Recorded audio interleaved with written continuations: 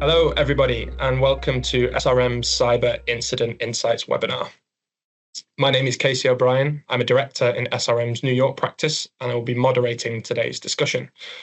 Before we begin, a couple of housekeeping items. The webinar will be recorded and may be edited and posted to YouTube afterwards. If you do have questions as we go along, we do have a Q&A function that allows you to submit them either anonymously or with your name. We will try and answer as many questions as we can, depending on timings, of course. Now, for some quick introductions, I'm joined today by three colleagues. Melissa DeOrio, our global cyber threat intelligence lead and the person responsible for much of the hard work that went into collecting and analysing the data that lies behind some of the insights we'll be sharing today. Steve Ross, our head of business development and an advisor to a range of clients on some of their biggest cybersecurity challenges. And last, but certainly not least, Paul Caron, head of cyber for the Americas. Paul has extensive experience in cyber intelligence, advisory, and incident response. Thanks to everybody for joining today. And so if we can skip forward to the agenda. So on the agenda for today's webinar, I will very briefly talk about who we are. I'll provide some context around the Incident Insights report, and then we can dive into the interesting stuff, our insights and analysis. As I said, there will be some time for Q&A at the end, so please put your questions in the Q&A function. So a very brief intro to SRM. We are a global intelligence and cybersecurity consultancy. We help clients all over the world address their most complex cyber challenges and strive to be their first call when an incident hits. In 2024, we responded to over 600 cyber incidents, and it's the data we collected and analysed from these incidents that drives the insights we'll be discussing today. Now, in our 20th year, we have over 350 experts working across 9 offices in the US, Europe, Africa, and a fast-growing team in Asia. If there is anything in today's webinar you'd like to discuss in more detail, or you'd like to learn more about SRM and the work we do, inquiries can be made through our website or with the team directly. So let's get started. Today we were discussing some of the key points that emerged from our recent Cyber Incident Insights report. As mentioned previously, we analysed over 600 cyber incidents to reveal key trends and critical changes in the wider threat landscape. If you haven't had the opportunity to read the full report, I'd recommend that you do so. We won't be going through every detail on today's webinar. We'll share a link to the report with all attendees afterwards. So just a small amount of context on how we put this together. So this is our 4th time publishing an annual insights report. Now, initially, when we started doing this, a lot of the underlying data came from surveys and other market analysis that we conducted. But over time, as we responded to more and more incidents, we found that there were lots of insights to be gleaned from analysing our own data. So a few years back, we developed Polis, which is our proprietary incident management and data collection tool. Now, Polis gathers anonymized and structured incident data, up to 300 data points per incident, which now forms the basis for lots of the work that we do. It allows us to track trends in threat actor behavior, assess the effectiveness of security controls, and ultimately provide guidance to our clients that is supported by data. And it's this data that lies at the heart of this report and the findings we'll be discussing today. Now, I think at a high level, our insights can broadly be split into 2 main categories. So developments in the cyber threat landscape that our team observed last year, and then some insights into key security controls and their effectiveness. We'll also take some time towards the end of the webinar to discuss potential trends that our team think may emerge this year. So to kick us off, Melissa, could you take us through some of the key developments that the team observed in the cyber threat landscape last year? Absolutely. Thank you, Casey, so much for your introduction. So the first major trend that we wanted to speak with you all about today is the fragmentation that we've observed across the landscape.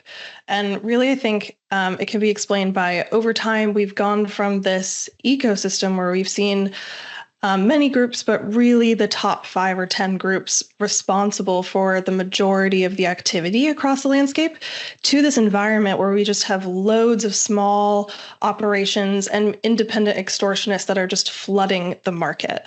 And that has posed some pretty unique challenges for those of us in the industry. So to give you an idea of how this has changed over time, I'll just share with you a few figures. So in 2023, we saw that 5 major players accounted for 53% of all victims that were publicly reported on leak sites, for instance. But when we look at that same trend last year, we saw that this number actually dropped to just 38%, which I think is quite interesting.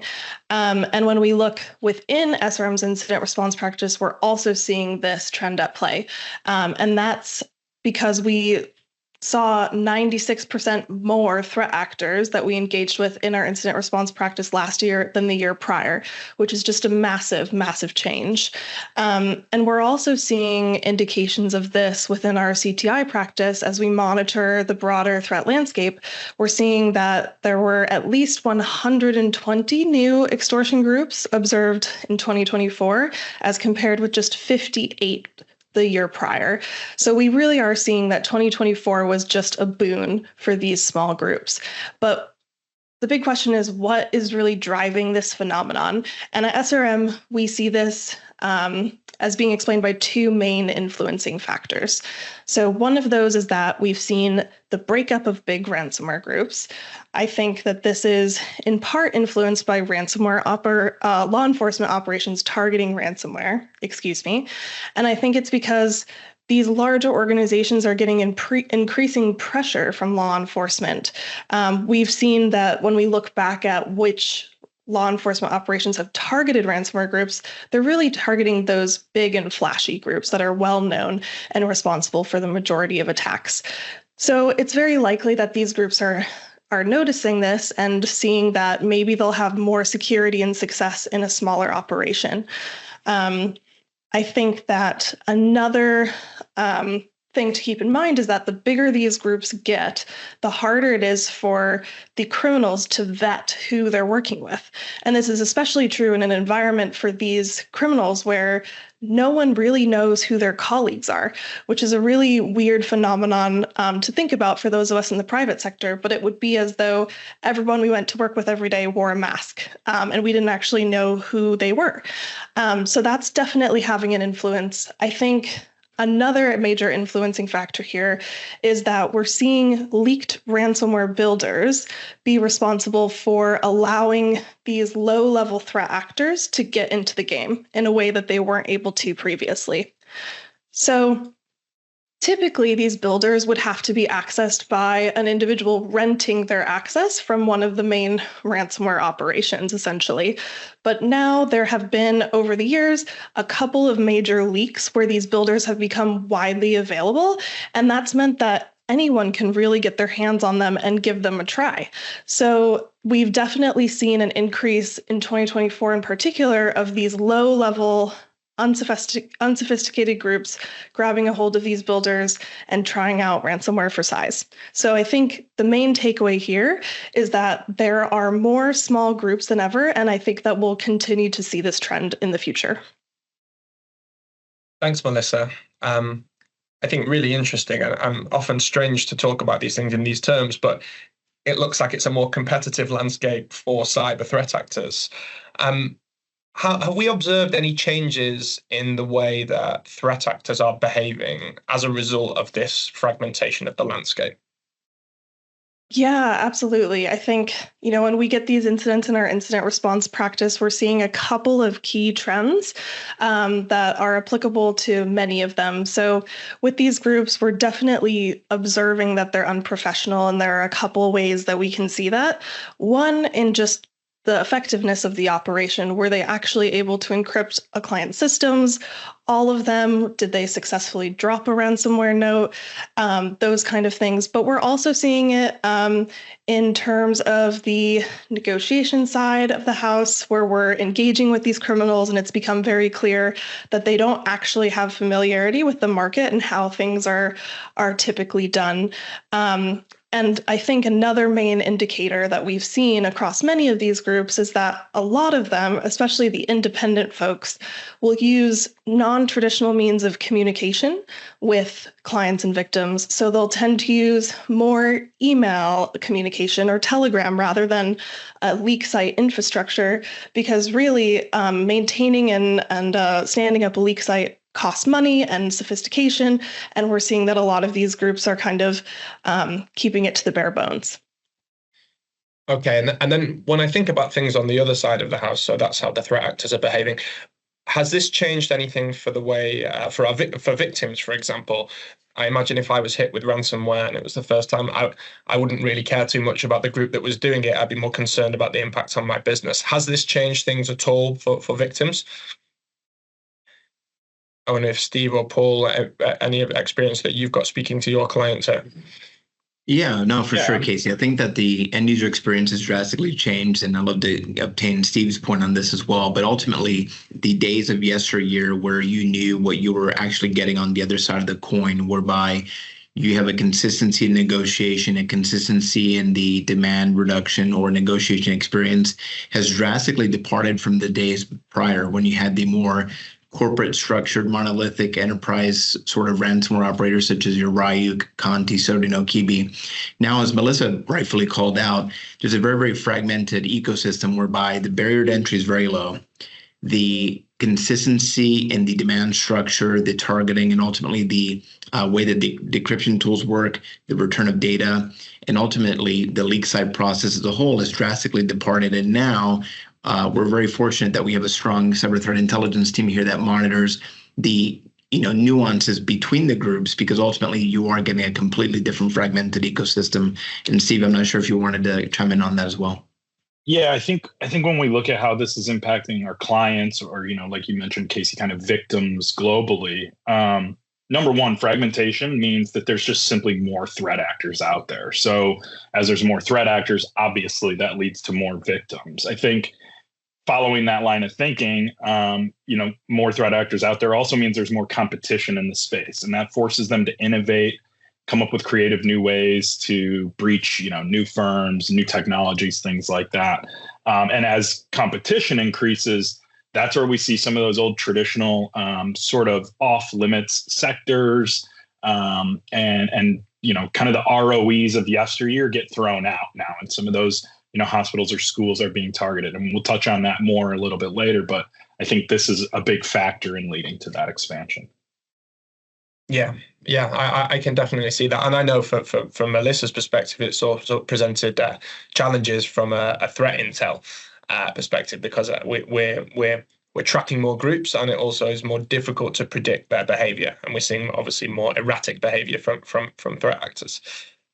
So if we just move on there, so although an interesting point, I think a data point that came out of the report, we're seeing more threat actors overall, and there is some growth in the ransomware space, but we think the rate of growth is slowing down. Is that right, Melissa? Yeah, absolutely. I would say that this is, some moderately good news for those of us in the industry who are hoping to combat ransomware crime. But although we saw a record number of victims on leak sites, to give one example, when we actually look at growth in a year-on-year sense, we're seeing a different story at play. So last year, when we were talking about this, between 2022 and 2023, we just saw this massive boon of activity, and it was really concerning to think that that pace of activity would continue. We saw growth of 70% between 2022 and 2023. But this year, encouragingly, that pace of growth did slow down, and it only grew by 13%, which I think is really encouraging as an indication. But I do think that it's important to highlight that there are challenges in measurement and understanding the true volume of ransomware. And that's because every organization that works on this threat has a limited lens and viewpoint on the landscape. And so we really have to look both within our organizations and outside them in order to get the full picture. So I think, one thing to highlight that we actually talked about last year as well is this phenomenon that we noticed where Many of the victims that we supported within SRM who did not ultimately make a payment also did not end up on a threat actor leak site, which indicates that there's a lot of activity that we're not seeing here, right? So this year we noticed that 57% of those victims who were extorted but ultimately never paid a ransom did not even end up on a leak site, which is great news for them. We also know that these threat actors lie. We cannot trust what they say. And so what they're advertising as being their activity isn't necessarily a reflection of reality. And Lockbit in particular, I think, illustrated this really well.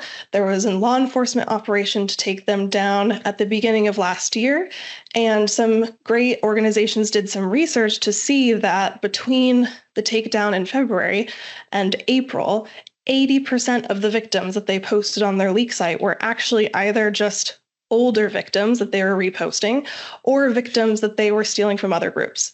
So we know that we can't totally trust the number, but encouragingly, we're also seeing this downward trend at other organizations that monitor the blockchain that are following the money. So I thought it was really encouraging to see that Chainalysis reported that there was a 35% decrease of ransomware payments seen last year, which is the first time it's decreased since 2022. But now that we've talked about that, I want to talk about why this might be happening. And I think that, there's not one answer that we can point to and say assuredly that that's it. But I think something that's really important to think about is the cumulative impact that many law enforcement operations have had on these groups' ability to operate. And 2024 was an excellent year for that. We saw many, many operations targeting not just the ransomware services themselves, but also the external services that those actors are using to rely upon to conduct their business. So we saw operations against money laundering groups, infostealer malware, botnets, all of these things that help them conduct their business. And I think that that's had a real effect in slowing them down and slowing down the growth overall. So together, I think we've really seen the impact and the success of that approach. Melissa, just on the law enforcement operations, I know one of the ones we focused on in the report was Operation Kronos. I don't want to get too much into the weeds here, but it would be great, I think, just to have a quick explanation of what that was and how effective it may have been, because I think it's a great case study. Yeah, thanks, Casey. It was definitely a fun case to follow for those of us in the industry because not only was it a ransomware group takedown, which is always very exciting, but it had a lot of pizzazz that some of the other operations to date have not had. So I think, our Operation Kronos was an NCA-led operation with partners across the globe to take down Lockbit ransomware, which was at the time the largest and most prolific group. It looked like many operations in a few key ways that we've seen before. They were able to take over their infrastructure, confiscate some cryptocurrency that they had been holding, and also they were able to provide decryption keys to a number of victims that they were able to obtain. But I think the kind of fun part is the psychological aspect of these operations that we saw that we don't typically see.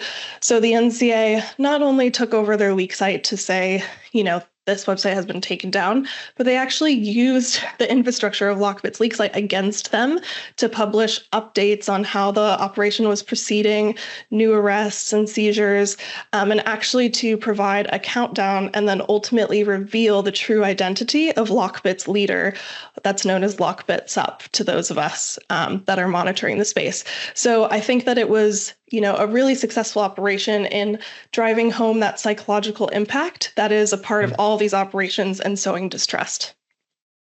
Thanks, Melissa. I'm not sure if pizzazz is an NCA approved term, but I definitely know that takedown did bring a lot of enjoyment to people working in the sector. Just changing focus a little bit, thinking again about the clients that we work with and organizations and companies that have been victims of ransomware. Have they felt this slowdown? Steve, have you observed anything like that? Well, let's be really clear here. Thanks for the softball, Casey, of course. Let's be really clear here. It's still growing, right? This is just a reduction in that rate of growth. So what does that mean for clients, for those out there, playing defense? If anything, it means that our efforts are paying off. Whether that's, as Melissa's touched on heavily, federal and kind of global law enforcement takedowns, but also what we're seeing deployed at the individual and organization level. So these law enforcement takedowns have obviously been breaking groups up. There's no question about that. But what I think this is really indicative of too is an increased awareness and investment into security solutions by decision makers within organizations that would normally be targeted as victims. It's critical as we kind of see this sort of slow in growth that we don't take that opportunity to rest on our laurels, and rather we should see this as an opportunity to continue investment and proactively addressing cybersecurity rather than reactively. I know we'll get into the data a little bit later, and I'm excited for that part. But some of the controls, to kind of give a little teaser here, that we see as having a tangible reduction in some of that risk include some of your basics, your patch and vuln management, having a backup program that's mature and managed, deployment of a top-tier EDR tool, and of course, just overall organizational security awareness. Yeah, thanks, Stephen. Thanks for the correction. I guess I was being overly optimistic. It was a slowdown in the growth rate as opposed to a slowdown in ransomware in general. And Paul, any additional thoughts on that one? I mean, I think obviously, all the points have been made really resonate. I'd also say that it's also getting easier for them as a whole because of the use of tools in the AI landscape, for sure, accelerating the, way that the phishing attacks are coming about, the taxonomy in which the letters are being written. And we're seeing many of our clients fall for that day in, day out. So although there is a reduction in the year-on-year growth, which is obviously an optimistic view, I think that the complexity of the attacks is increasing. And ultimately, as we've said, more and more players in the field equals, a statistical way for them to overpenetrate the market. Yeah, I agree. I would say one thing at this juncture, actually, a lot of our data focuses on ransomware. Because that drives a lot of the work that we do. But there are other types of incident that we've responded to. I don't know if we want to take a minute now just to kind of run through any interesting metrics we have about the other kinds of incidents that we've been seeing.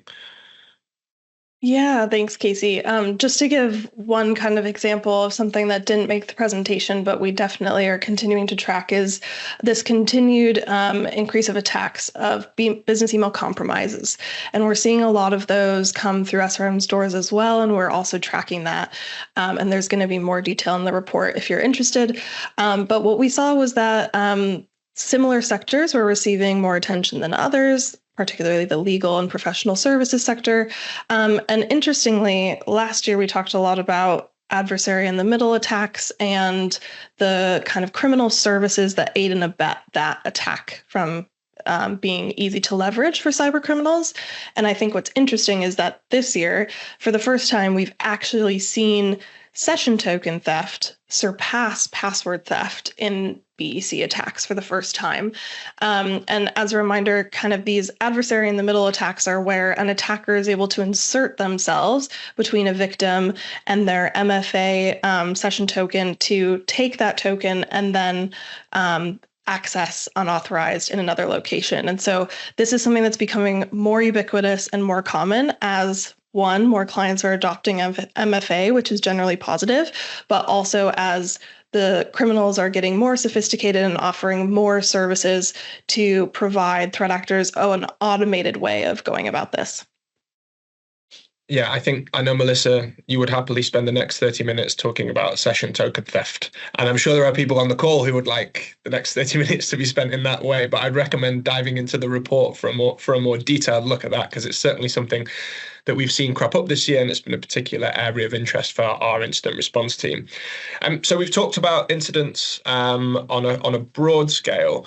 What about specific sectors? Are there particular sectors and industries that have been more in focus for cyber threat actors in the previous year? Yeah, so just to pull on the thread that Paul and Steve really already teed up, but as more threat actors have populated this marketplace, if you will, of cybercrime, and more groups are trying to get into the game. They've had to expand upon their target base in order to secure funds, and they've had to get more creative in various ways. One of these is by targeting new sectors that we haven't seen before, or I should say we've seen them before, but now they're being emphasized more strongly. And so, I think historically there was this whole concept of honor codes among some of these cyber criminals, and there were certain organizations that were considered off limits, like charities, nonprofits, or hospitals and healthcare organizations. However, and to be clear, that was always mixed at best in terms of what we actually saw those groups do. But now we don't really see any groups claiming any sort of honor, and these honor codes have just gone totally out the window. All bets are off, and we're seeing that a lot of critical infrastructure sectors, a lot of new sectors are coming to the front line. So the data you see on the left here just showcases some of these sectors where we've seen increased activity last year. And I think what's interesting about this is that these organizations all have a few key commonalities, actually, despite being pretty different. So I just want to call those out quickly. One is that these sectors have a low tolerance for business interruption, and they're a frequent target of these criminals because it means that these organizations would theoretically be more willing to buy a decryptor in order to get back online. A hospital, for instance, has a very low tolerance for business interruption. They can't afford to be hard down, and so they're more likely to try to make a settlement for a quick recovery. And also, I think another commonality here is that many of these sectors actually maintain a large amount of sensitive data, which makes them attractive in another way, because it's believed to give these threat actors the upper hand in negotiations. So I think, there's that to consider. Also, I just want to touch on the fact that I do think it would be remiss not to mention that widely reported successes in terms of large ransomware settlements in some of these key sectors are undoubtedly driving this activity forward as well.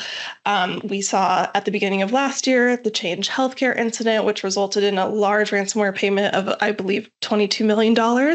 And then later last year, we also saw a tech sector organization pay around $75 million in a ransom settlement.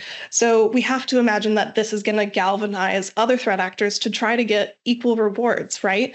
And I think something that's really interesting here, as someone that kind of monitors the underground or what's happening on the threat actor side, is when we recently looked into the Black Basta leaked chats, something that we discovered was that these groups are actively monitoring reports about settlements and monitoring trends of payments across sectors, and that's helping them prioritize their victims. So I think that we also need to keep that in mind. Thanks, Melissa. I think you probably know where I'm going with this for Steve and Paul. So what's the view from our clients who are operating in these sectors? I guess I'm interested in how they're experiencing it and what your conversations with them are from a security perspective.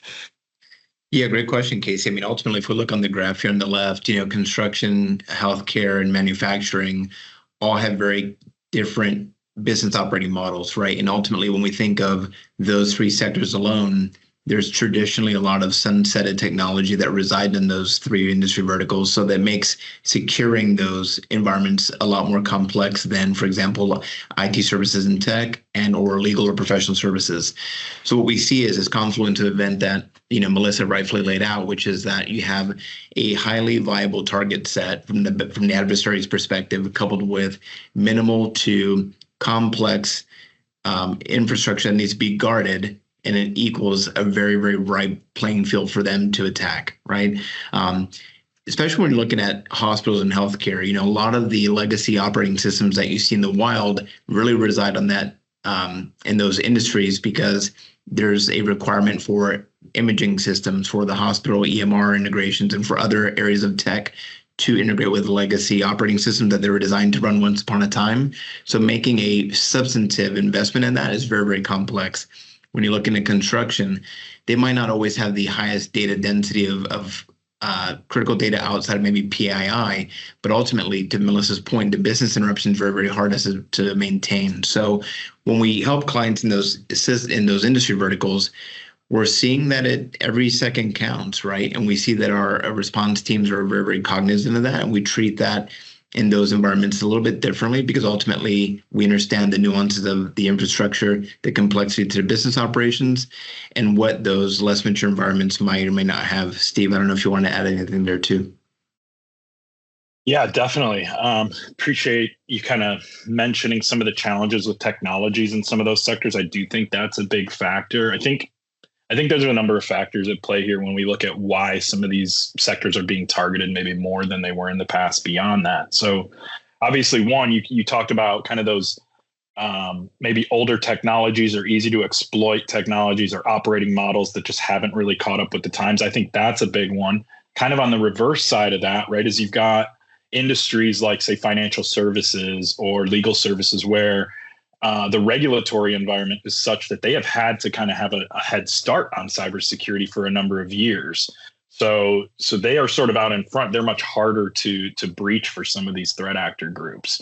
When we talk about hospitals, you touched on the piece of, what are their payout requirements, right? What are some of the challenges for that? And particularly in that industry, you have HIPAA regulations, right? And so a lot of these hospital systems are saying, what can I do to suppress data leakage? And so being a target that's willing to pay then makes you a more ripe target for a threat actor. Some additional things that we kind of think about here, obviously, you talked about construction and manufacturing being an area where there's some new and novel technologies that can be exploited. We obviously had a big case that we talked about where a webcam was exploited, right? And so threat actors are innovating now too. And as they innovate, they're going to go hit some of these sectors that maybe they were less focused on before. And lastly, I'll just mention, kind of going back to the off limits note that we made, with the increasing landscape of threat actors, you just have more competition in that space. And so the old rules of, hey, we don't shut down hospitals and schools, those are just flown out the window as more people are out there looking to get paid. I mean, business is business after all. So from our perspective, what advice are we providing our clients? We need to be thinking outside the box. We need to be considering what kind of novel technologies we may have deployed within our environment, like webcams, like operational technology. And CISOs in those industries need to be ready to pretty quickly play catch up on their security posture to ensure that they are addressing this growing threat landscape. Thanks, Steve. And yeah, I see actually we have a question or part of a question. Do you have any novel attack methods we should be on the watch out for? Which I think you've preemptively answered there, Steve. And the SRM team published a piece last week about, I think it was Akira, maybe it was the Akira group, were able to compromise a webcam and deploy ransomware, having done that on an environment that, for the most part, was covered with a market-leading EDR solution. So the victim of the attack assumed they were secure, and in fairness to them, had good reason to think that they were secure. But there was one chink in the armor that was exploited, and I think we have an article that we published on the SRM website that has been shared quite widely about that, if you're interested in more details, because it was, again, certainly one that was particularly interesting for our incident response team. Okay, so moving on. Now, I am determined to find some positive news in our data. And I think that this might be it. So, Melissa, can you talk us through the apparent or apparent decline in organizations making ransom payments? Yeah, definitely. It's hard to find good news in this industry, but I think that this is a spot of good news that we can all think about. So one thing that we've seen as activity is continuing to decrease. No doubt the threats are becoming more challenging. We are actually seeing this encouraging trend of decreasing ransom payments. And the differences here are actually pretty pretty exciting. So last year, of all extortion cases that SRM has supported around the globe, we saw that only 14% of those actually resulted in a ransom payment, which I think, is a pretty good number in terms of if you have to make a payment, at least they're very minimal. And when we look at this over time, it's actually even more encouraging because we see that since 2022, actually, payments within SRM's cases have dropped by 48%, which I think is just massive. And the success is ultimately, I think, reliant on a few different driving factors that are all influencing this activity. So on the one hand, we need to talk about the fact that organizations have become more resilient to certain types of threats. Ransomware is no longer new. We're all, frankly, maybe a little tired of hearing or talking about it, but it's been around for a long time, and that's given organizations time to get smart about which controls they need to prioritize and make some key investments in key controls to protect themselves. One illustrative example of this would be backup resiliency and posture. We've seen a real improvement across clients that we've worked with over time in that area in particular. But I think also, as we're entering, I don't know how many years of this threat that we've been looking at this, but we're seeing that there's a lower appetite to pay these criminals and extortionists generally.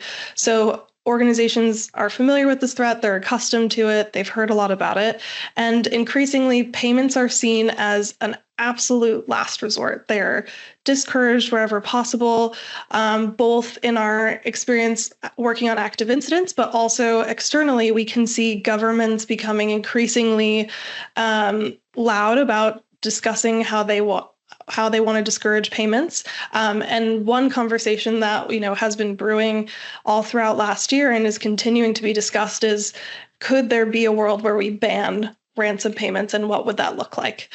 So I think those are very important, but also contributing to this low appetite for criminal payments, we actually also see a response from the carrier side, the insurance side of the industry. After this industry kind of hit a high point, carriers are beginning to limit coverage on these types of attacks for organizations, even where they're able to get coverage. We're seeing increasing premiums in order to cover costs, because this is a very costly threat. And we're also seeing increasing compliance requirements for organizations that would like to be insured. So all of that is undoubtedly helping to decrease this appetite for payment. A few other factors here that I think are important to mention is that, of course, we've kind of known this for a while, but there's no honor among thieves.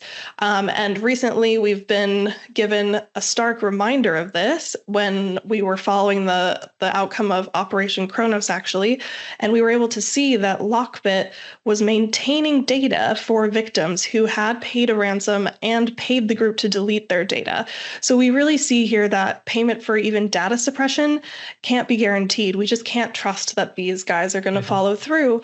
And finally, just to touch briefly, I think there's this decreasing impact of breached data more broadly. We're all pretty experienced now in the industry of how to mitigate and navigate the legal and regulatory challenges that come from this threat. And we're seeing that when we're responding to incidents in the industry. And then on the consumer side, I think that, there's this concept of data breach fatigue, which I think is really poignant because at this stage, I think many of us on this webinar have probably received multiple notices of being a party to breaches. And if you haven't, I applaud you because that's incredible. But I think it's just becoming so commonplace that there's actually just this expectation that our data is out there at this point. And it's really difficult to control. And so I think undoubtedly this is also having an impact on the reputational impact that corporations are feeling for breached data ultimately, because it's just so ubiquitous. Yeah, I'd like to, on that last point, I'd like to ask Paul actually, because I think probably over the last however many years, Paul has supported more clients through cyber incidents than he cares to remember. Have you kind of on the ground, on the front line, as it were, have you noticed or have you observed a different perspective about willingness to engage with threat actors, or some of the points that Melissa's touched on there about, increased resiliency to these specific types of attack? For sure. If we look back 4, 5, 6 years, there was a lot of a shame factor that went into being ransomed, especially the C-suite. It went from, how did this happen to me? I can't believe that our organization's been impacted, and what do we do now? To then, of course, a growing sentiment of frustration that it happened again or that it continues to happen. And then now what we're seeing is not a desensitization to the actual attack, but ultimately the understanding that these attacks are happening day in and day out. It's very uncommon to find a C-suite leader that hasn't been impacted directly or knows of another peer in their industry that has been directly impacted by a ransomware attack. So I think from a cultural perspective, that's actually a positive thing, because then you can wrap a little bit of a less emotional layer around what happens. When we think about the resiliency component, I think that's key and critical.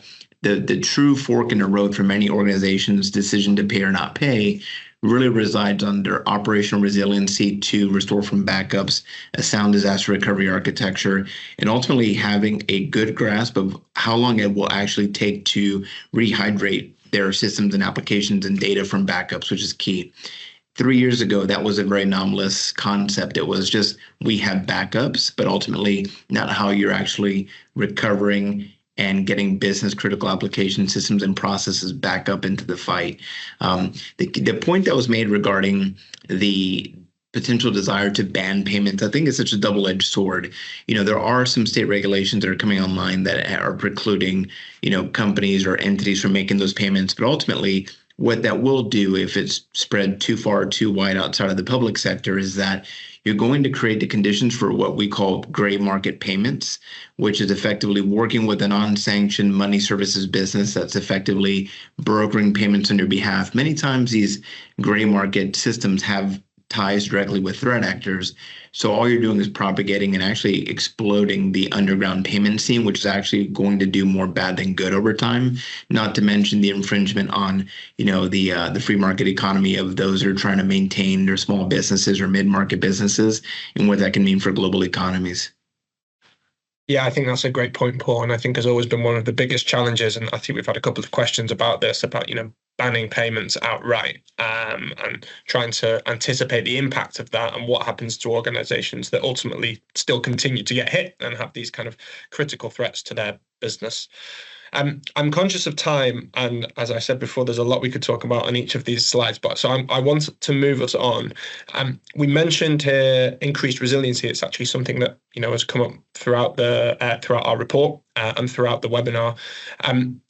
We want to just maybe spend 5 minutes just looking at the impact of 3 key controls that most people who have dialed in today will probably be aware of and have a good understanding of their criticality, but just some interesting data points about each of them. Yeah, thank you so much, Casey. So as you mentioned, I'm sure a lot of you in the industry are thinking, this, I already know that these are important. But why they made this slide, why they made the report is because according to our data, this is still where organizations are experiencing challenges. And so it's important to keep an eye on this. So I think, overall, we've seen really positive trends and increased adoption in these 3 key areas. However, Casey, you mentioned it before, it really only takes one chink in the armor sometimes for these threat actors to get in. And unfortunately, that's what we see very often.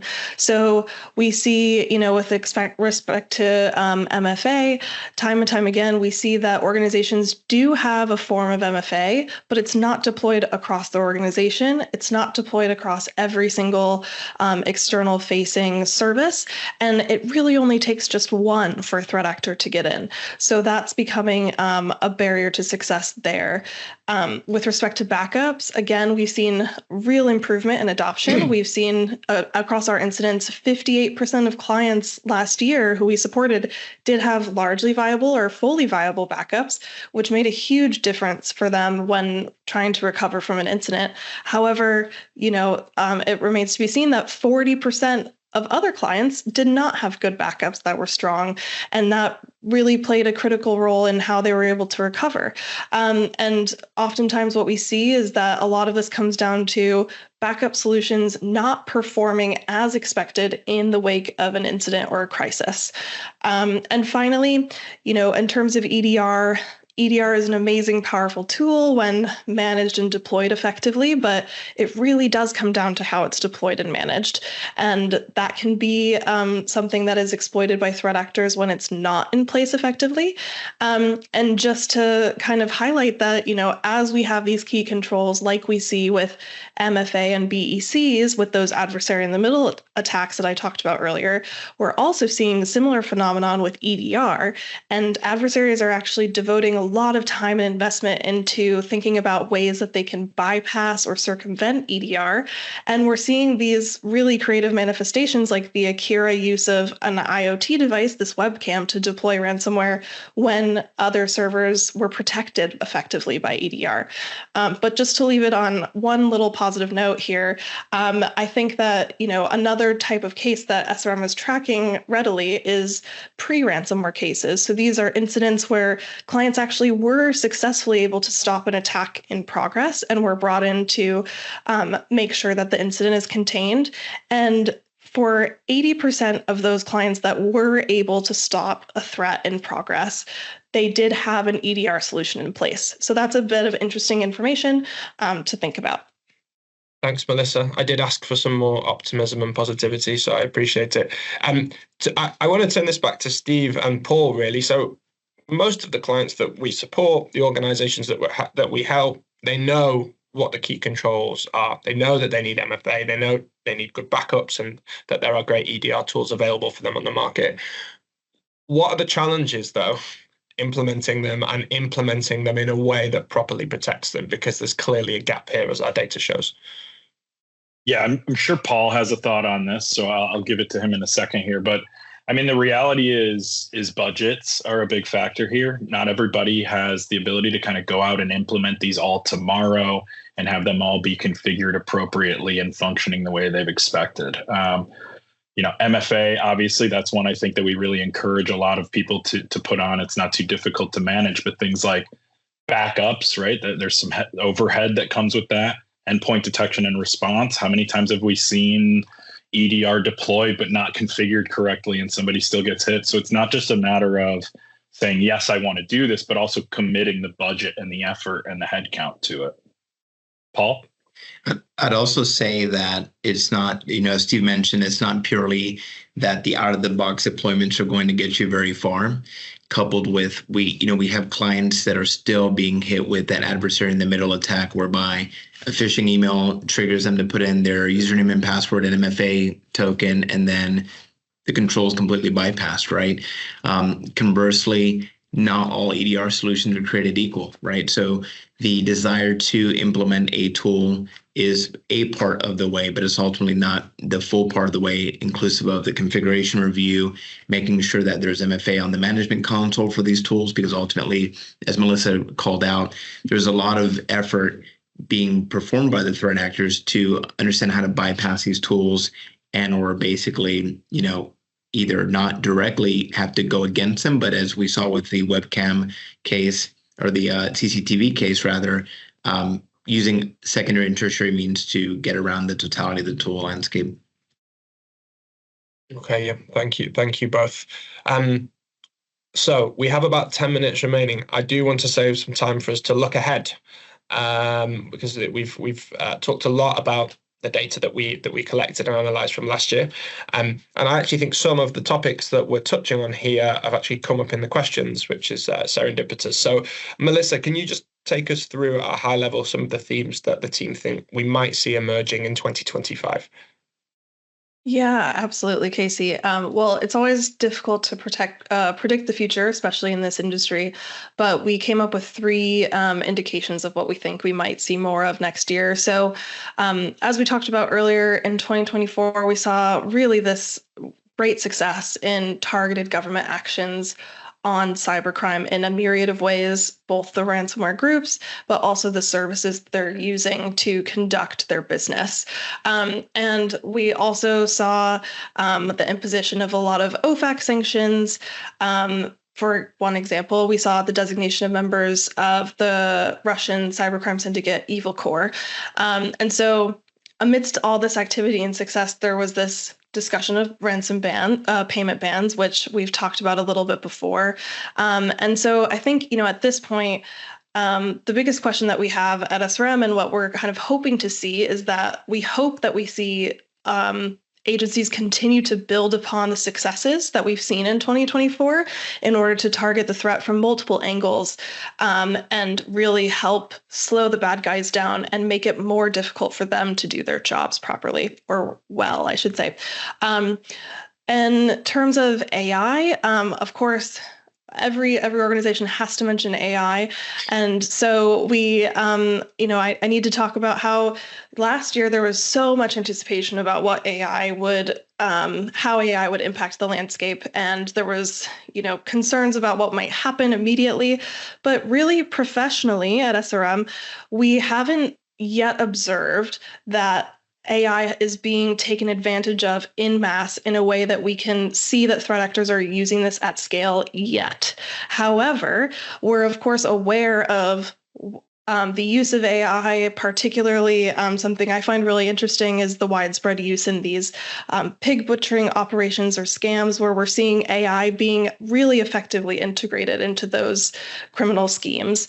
And so we can see that AI is being used effectively, while even though, within SRM, really at this point, we're seeing it mostly manifest in more high quality social engineering campaigns. So we expect it to appear on the horizon, though we haven't seen it yet.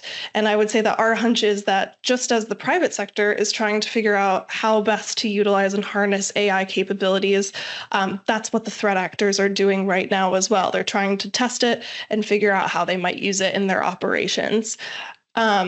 Melissa, finally, just to interrupt, yeah? I can't let you move on without explaining what pig butchering is. Oh gosh! I think for the uninitiated.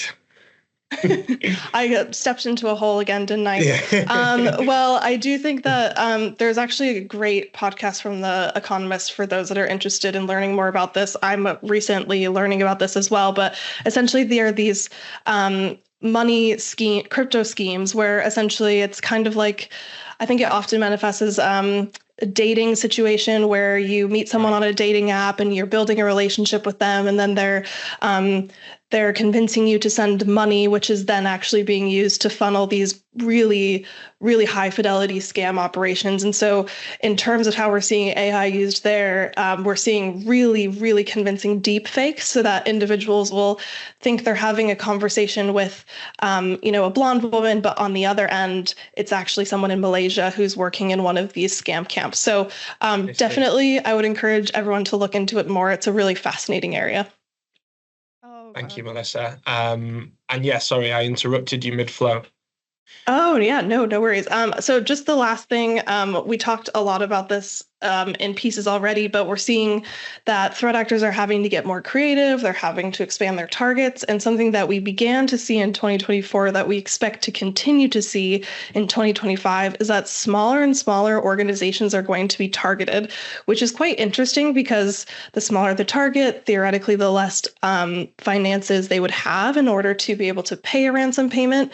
But we're seeing that, these independent extortionists, these low-level threat actors are looking to make any money. And so we really should expect to see different types of organizations and different types of sectors targeted in 2025. Thank you so much, Melissa. I know we've covered a lot there. Steve and Paul, any thoughts on these potential trends or anything that you think we might have missed here? We did have a question. We did have a question on artificial intelligence, so I figured I would just touch on that very briefly. It wouldn't be a webinar if we did not discuss AI at length. If it wasn't me talking about it. Yeah.